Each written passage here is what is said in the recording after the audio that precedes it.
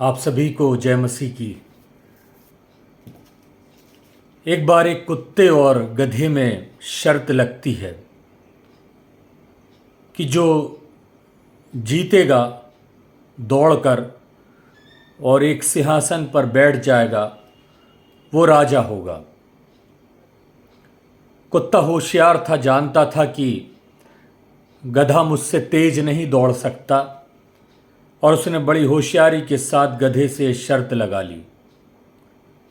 गधे ने भी इस शर्त को स्वीकार कर लिया और तब गधे और कुत्ते के बीच में रेस शुरू हुई।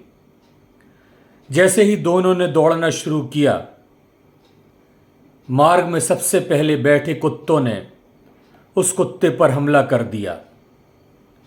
जैसे तैसे वो उन कुत्तों से बचकर निकला और चौराहे पर पहुंचा तो दूसरे चौराहे पर दूसरे कुत्तों ने उस पर हमला कर दिया।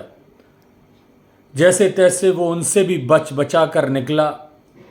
गली में पहुंचा तो गली के कुत्तों ने उस पर हमला कर दिया, उनसे लड़ाई झगड़ा करा और लड़ाई झगड़ा करने के बाद जब वो सिंहासन तक पहुंचा तो देखा कि गधा पहले से उस सिंहासन पर विराजमान है। कहने का आशय आप समझ गए होंगे। कुत्ता तो तेज दौड़ता था और वह रेस भी अवश्य जीतता, वह मंजिल पर भी जरूर पहुंचता और सिंहासन पर भी अवश्य बैठता, परंतु अपनी ही बिरादरी के कारण, अपने ही लोगों के कारण, अपने ही लोगों के द्वारा टांग खींचे जाने के कारण वह उस मंजिल तक नहीं पहुंच सका, उस सिंहासन तक नहीं पहुंच सका। और दूसरी ओर गधा, जिसका किसी से कोई झगड़ा नहीं था, कोई कंपटीशन नहीं था, कोई उसे रोकने वाला नहीं था, आसानी से सिंहासन पर जाकर बैठ गया। जीवन में कई बार हम इस बात का अनुभव करते हैं कि गधे जो हैं वो सिंहासन पर विराजमान हो जाते हैं। गधे जो हैं वो बड़े बड़े पदों पर आसीन हो जाते हैं। गधे जो हैं वो समाज की बागडोर थामे रहते हैं।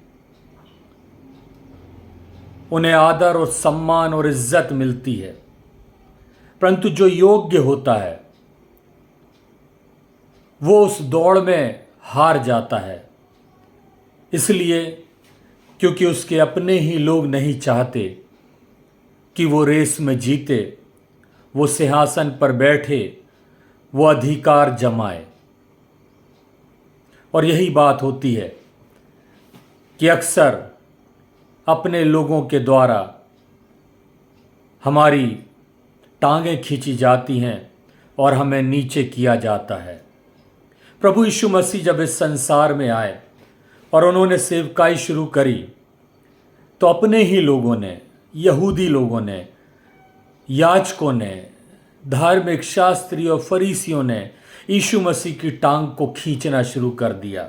यीशु मसीह कहते हैं कि मैं यहूदियों को छोड़ और किसी के लिए नहीं आया, परंतु ये यहूदी जो हैं वही यीशु मसीह की टांग खींचने पर तुले हैं। मैं सोच रहा था यदि ये ऐसा नहीं करते यहूदी और यीशु मसीह को सर्वस्व मान लेते, उसका अधिकार मान लेते, उसके पीछे चलने लगते, तो मेरे ख्याल से पाप इस संसार से मिट चुका होता। प्रभु यीशु मसीह को अपने प्राणों को देने की आवश्यकता नहीं पड़ती। लोग मन फिरा लेते, परंतु उन्हीं ने मन नहीं फिराया जिनके लिए प्रभु यीशु मसीह आया था। उन्हीं ने मन नहीं फिराया जिनके लिए परमेश्वर ने अपने पुत्र प्रभु यीशु मसीह को भेजा था। और इसलिए यीशु मसीह ने कहा, मैं यहूदियों को छोड़ो और किसी के लिए नहीं आया हूं। परंतु जब उन्होंने यीशु मसीह को कबूल नहीं किया तब दूसरों ने कबूल किया और हम देखते हैं कि उन्होंने आशीषों को पाई। आज भी वर्तमान में हमारे साथ यही होता है। लोग हमारी टांगों को खींचते हैं। कहते हैं मसीह जो लोग होते हैं वो केकड़ों के समान होते हैं। केकड़ों को किसी बर्तन में आप इकट्ठे करके रख दें और खुला बर्तन हो, एक भी केकड़ा उस बर्तन से बाहर नहीं जा पाएगा, क्योंकि जैसे ही एक बढ़ता है दूसरा उसकी टांग पकड़कर खींच देता है, और फिर दूसरा बढ़ता है तो तीसरा उसकी टांग पकड़कर खींच देता है। और यही आज मसीहियों के बीच भी होता है। हम एक दूसरे की टांग पकड़कर एक दूसरे को खींच रहे हैं और एक दूसरे को गिरा रहे हैं, जबकि व्यक्ति योग्य है, व्यक्ति सक्षम है, व्यक्ति हर सब कुछ कर सकता, उसके बावजूद भी उसको खींचकर, उसकी टांग खींचकर उसको उस सिंहासन से वंचित कर रहे हैं, उसको उस अधिकार से वंचित कर रहे हैं, उसको उस काम से वंचित कर रहे हैं। यदि अपने साथ दें तो हम बहुत कुछ कर सकते हैं। यदि यीशु मसीह का साथ यहूदियों ने दिया होता तो आज बात ही कुछ और होती, परंतु ऐसा हुआ नहीं।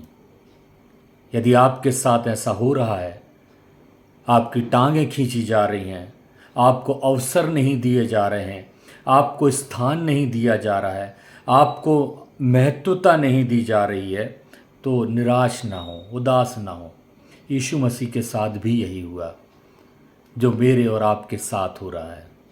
दुआ करें, समय आएगा, अवसर आएगा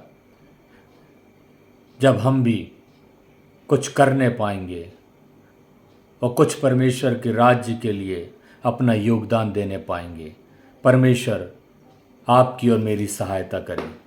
यीशु सहाय।